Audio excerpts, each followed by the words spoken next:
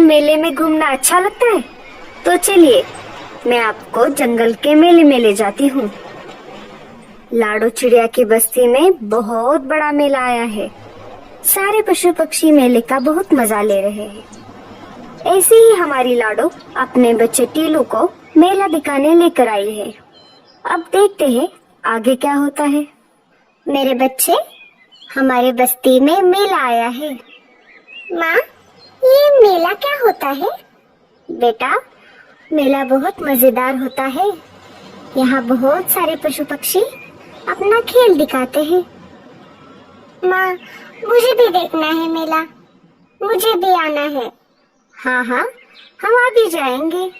इतना बोलकर लाडो अपने बेटे को पीठ पर बिठाकर मेले की तरफ निकल पड़ती है। कुछ देर मेला घूमने के बाद टीलू की नजर झूले पर पड़ जाती है। माँ, ये क्या है?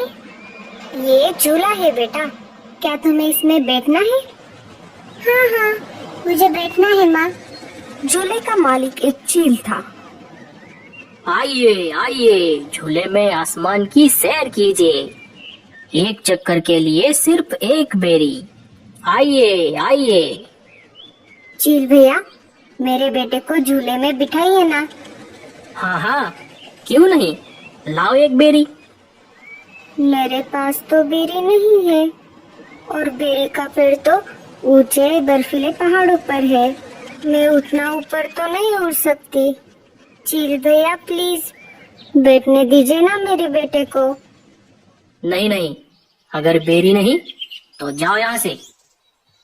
चील की बात सुनकर टीलू रोने लगता है। माँ, मुझे झूले पे बैठना है माँ, प्लीज माँ। लाडो निराश हो जाती है। तभी वहाँ पर पारो चिड़िया अपने बच्चे को लेकर आ जाती है। ओ चिल भैया, मेरे बेटे को झूले पे बिठाओ। हाँ हाँ, क्यों नहीं, लाओ एक बेरी। ये लो। पारो के पास से एक बेरी लेकर चील पारो के बेटे को झूले में बिठा देता है। ये सब देखकर लाडो और भी ज्यादा मायूस हो जाती है। पारो चिड़िया के पास बहुत सारी बेरियां थी। लाडो पारो से कहती है, अरे बहन, क्या तुम मुझे एक बेरी उधार दे सकती हो? इसके बदले में मैं तुम्हें अनाज दूंगी। बड़ी आई मुझे अनाज देने वाली। चल जा यहाँ से।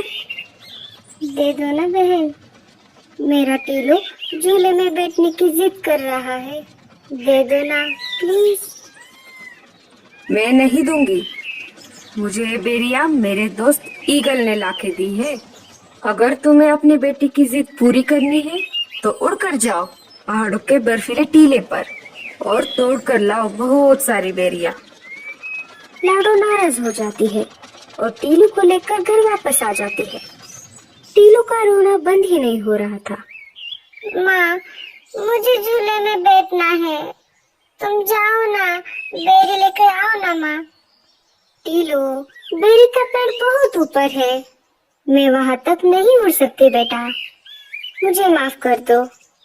इसके बदले तुम जो चाहो मैं तुम्हें दूंगी।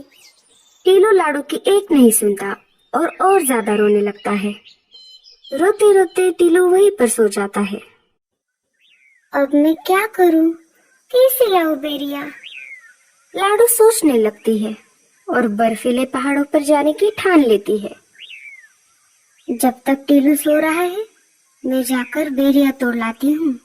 मेरे बेटे के लिए मुझे ये करना ही पड़ेगा। मैं इसे ऐसे रोते हुए नहीं देख सकती। लाडो चुपके से घोंसले से बाहर आ जाती है और बाहर से दरवाजा बंद कर लेती है। जब तक टीलू सो रहा है, तब तक मैं जाकर आती हूँ। लाडो पहाड़ों की तरफ निकल पड़ती है। जैसे जैसे लाडो ऊपर जा रही थी, उसका दम घुटने लगा था। जैसे तैसे लाडो बर्फीले पहाड़ों पर पहुंच जाती है।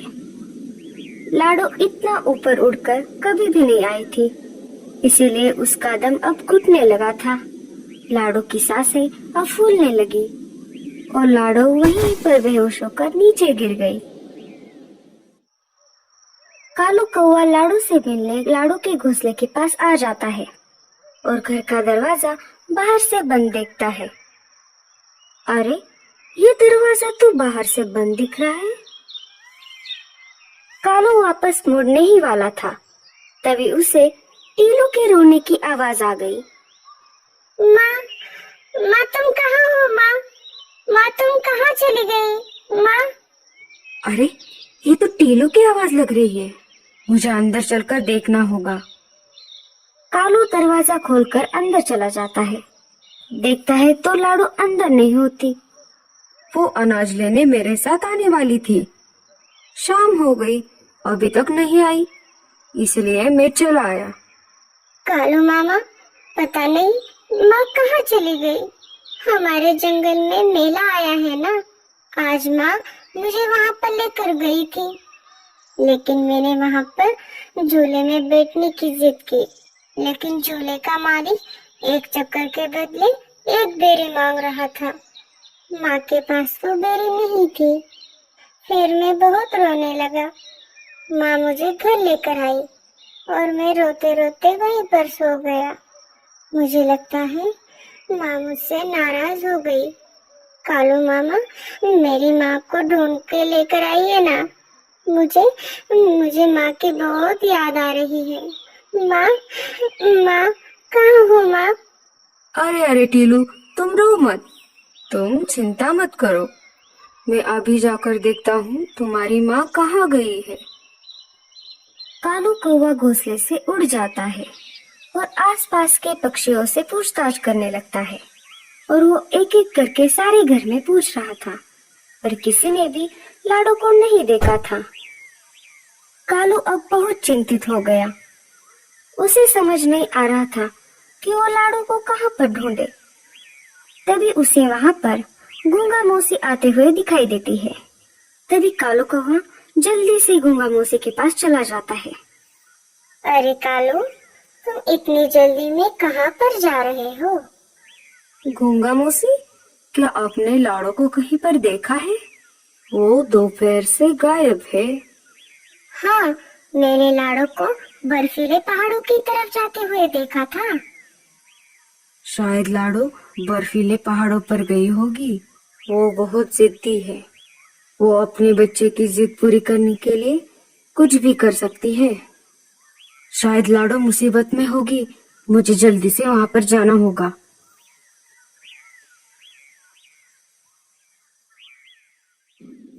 कालू कौवा जल्दी से बर्फीले पहाड़ों पर निकल पड़ता है।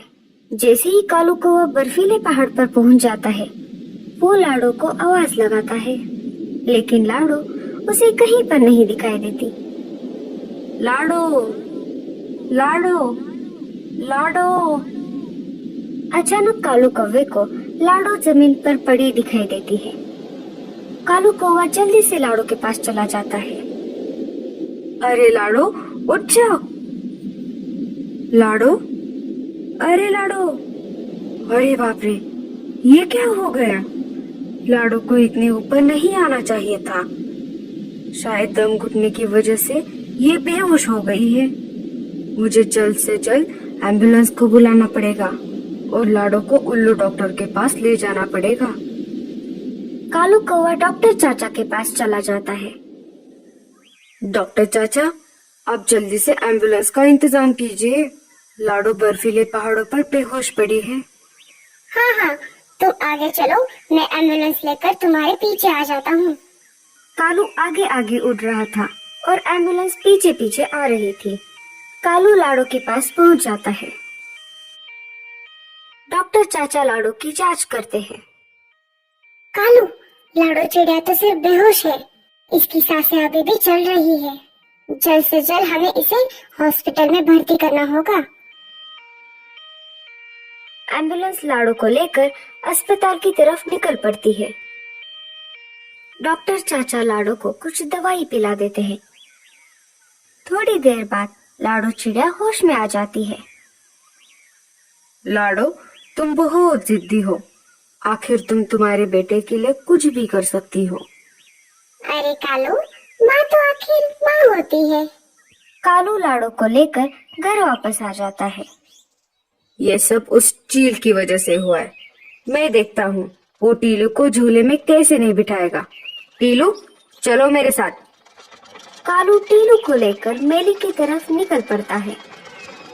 कालू मामा, आप मुझे मेले में क्यों लेकर जा रहे हो? टीलू बेटा, तुम्हारे लिए एक सरप्राइज है। कालू टीलू को लेकर मेले में आ जाता है। चील भैया, मेरे भांजे को झूले में बिठाओ। हाँ हाँ, क्यों नहीं, लाओ एक बेरी। चील कालू से बेरी लेता है और टीलू को झूले में बिठाता है। तब तक लाडो वहाँ पर आ जाती है। टीलू को झूले में बैठा हुआ देखकर लाडो बहुत ज्यादा खुश हो जाती है। लाडो कालू के पास चली जाती है। कालू भैया, ये कैसे हो गया? अरे लाडो, ये कितना आसान था। जब मैंने तुम्हें एम्बुलेंस में बिठाया, वापस आते समय मैंने 4-5 बेरियां तोड़ ली। मुझे तुम्हारे चेहरे पे खुशी देखनी थी। कालू भैया, आपका बहुत ज्यादा शुक्रिया। आपने मेरे टीलू बेटे के लिए इतना कुछ किया और मेरी जान भी बचाई। हाँ हाँ, बस कर पगली, अब रुलाएगी क्या? हमें इस कहानी से ये सीख मिलती है कि माँ अपने बच्चों के लिए कुछ भी कर सकती है, तो इसलिए हमें अपनी माँ का ख्याल रखना चाहिए। और माँ तो आखिर माँ ही होती है। और आप अपनी माँ से कितना प्यार करते हैं, हमें कमेंट्स में जरूर बताना।